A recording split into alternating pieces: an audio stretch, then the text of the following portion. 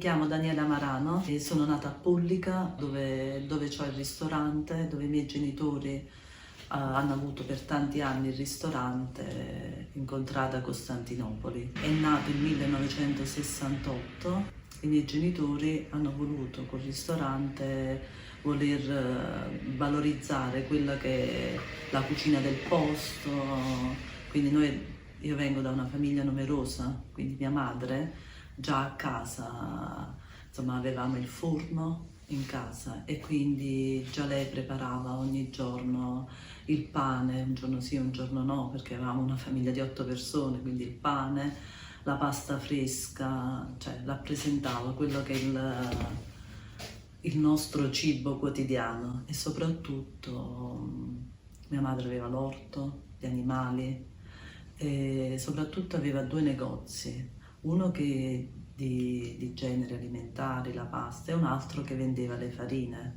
quindi le varie farine e il cibo per gli animali. E lei è incominciata a fare, quando è incominciata faceva questa pizza fatta in casa, che si chiamava pizza cilentana, perché anche lei anche questa pizza rispettava quella che era la cultura gastronomica del posto, e allora insomma le farine bianche erano introvabili, quindi veniva fatto con questa farina di crusca che mia madre vendeva, allora si vendeva nei sacchi grandi da 50 kg ed era la farina più povera, quella che costava di meno, quindi ecco perché si faceva pure con questa farina, quindi veniva questa pasta nera che noi facevamo nel forno con il sugo di pomodori sempre nostri e con il formaggio di capra, perché la nostra eccellenza sono formaggio di capra. Facevamo il ristorante e quindi quella che era la nostra cucina che mamma faceva in casa, perché 8 persone già è un piccolo ristorante, l'abbiamo portata là. E quindi pure là è iniziato con la pasta fresca, con le verdure, con la carne, con il pollo. Mia madre faceva il pollo e quindi lo faceva sui carboni fatto arrostito, come nella nostra maniera cilentana, con l'olio, l'aceto, l'origano, cottura lenta. E quindi io sono cresciuta guardando loro lavorare e poi ho continuato questa tradizione. Io sono cresciuta che la mattina, cioè casa mia era su 3 livelli a Celso, quindi la mattina quando scendevo giù in cucina, perché scendevo da sola, sentivo questo profumo di sugo, oppure la domenica era proprio la pasta che pure mia madre la faceva con la farina integrale. E quindi per me è stato naturale continuare su questa scia, cioè di fare questo tipo di cucina, perché gli odori di casa mia ancora me li sento addosso, la carne fatta sul fuoco, il sugo fresco fatto con la carne, la pasta fresca fatta a mano e poi soprattutto sempre aggiungendoci a secondo cioè le verdure, quindi le melenzane imbottite oppure la parmigiana, facevamo tutte queste cose. Però a Ceroli insomma è la stessa cucina, le stesse tradizioni, come facevo sopra, sempre e solo pasta fresca, io non faccio altro tipo di pasta, solo quello che facciamo noi. Facciamo i fusilli fatti col ferretto, ancora col ferro degli ombrelli, i ravioli sempre fatti a mano, noi li tiriamo tutti a mano e poi vengono ancora tagliati con la rotella, infatti i miei ravioli sono uno diverso dall'altro. E poi sfruttiamo la ricchezza del posto, la ricotta di bufala, quindi li facciamo farciti con la ricotta di bufala. E poi la pasta, oltre che con le verdure, se ci sono le melenzane, con le melenzane, oppure i fiori di zucca che abbiamo a luglio, agosto, oppure con il pesce. Sfruttiamo la ricchezza del mare, quindi facciamo le alici del posto fatte imbottite, oppure i polipi, cioè tutto ciò che riusciamo per quello che rappresenta il pescato locale.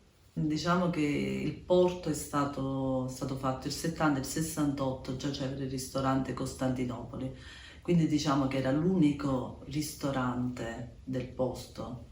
Però insomma qua il turismo non era quello che è adesso, era un borgo di pescatori e basta, però insomma la gente veniva, rispetto a prima, veniva solo il mese di agosto. Io mi ricordo che noi aprivamo il ristorante, cioè a luglio, e poi a agosto si lavorava, a luglio si lavorava solo il fine settimana. Per quanto riguarda la cucina, per me non è cambiata, si è arricchita di più di pesce, però diciamo la base è quella che rispecchia i principi della dieta mediterranea, quindi la farina del posto. Io uso una farina poco raffinata, una farina che viene prodotta qua alla Caroselli, quindi rispetto.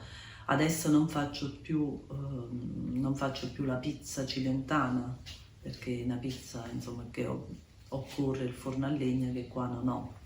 Però ho mantenuto quella che è insomma, la farina del posto, la pasta fresca e soprattutto la stagionalità dei prodotti uso. Una cucina semplice, con i profumi del tempo. Il mio piatto del cuore è la pasta fresca, sempre. Io mi ricordo che da bambina la preparavo con mia madre, cioè preparavamo la pasta fresca, il sugo fresco fatto col basilico, questa pasta fatta con la farina bella integrale, quello è il mio piatto del cuore.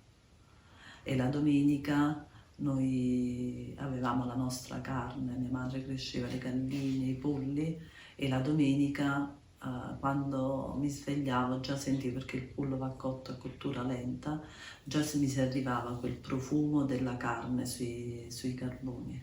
La domenica era dedicata alla pasta, anche perché mia madre, avendo un'attività, un negozio, 2 negozi, quindi durante la settimana era bello faticoso. Però aveva insegnato a me a fare la pasta in modo che la potessi aiutare il sabato e la domenica.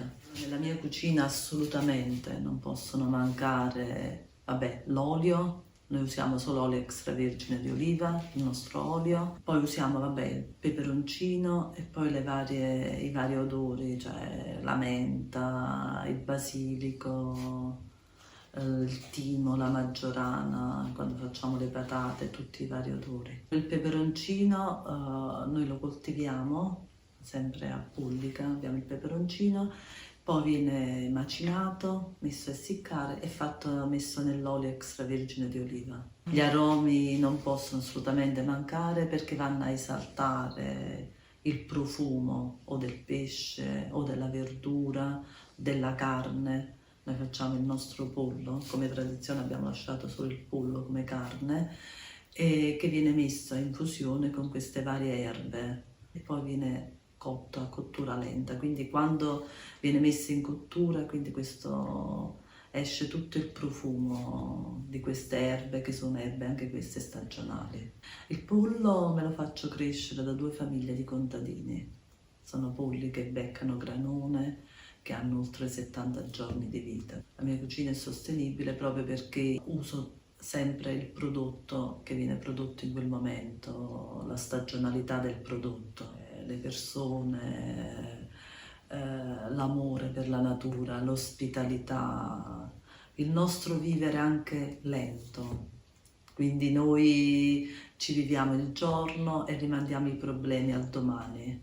Quindi cerchiamo, ecco, quando è bel tempo di sfruttare quella che è la passeggiata, quello che è la convivialità, stare davanti, ci prendiamo i nostri momenti, il caffè, la chiacchierata, la passeggiata. Il territorio è bello, il mare, cioè tutto.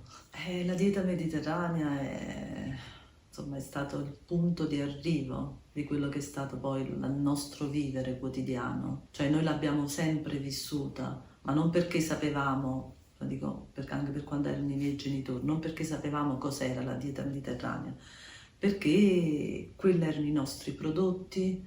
Il dolce, non si faceva il dolce, mi ricordo quando ero piccola io, il dolce erano i fichi che venivano fatti, cioè essiccati, fatti al forno con le mandorle. Io mi ricordo mia madre, poi c'era che tutti si venivano a aiutare, quando era il periodo dei fichi, allora le signore del paese venivano a aiutare mia madre a fare i fichi, a mettere nel forno con le mandorle, con la scorzetta di limone, l'arancio e poi, sì, poi mia madre andava a aiutare le altre signore e poi quello era il nostro dolce perché poi mia madre lo faceva col cioccolato, con la pasta di mandorle, noi ce le conservavamo sempre quei dolci.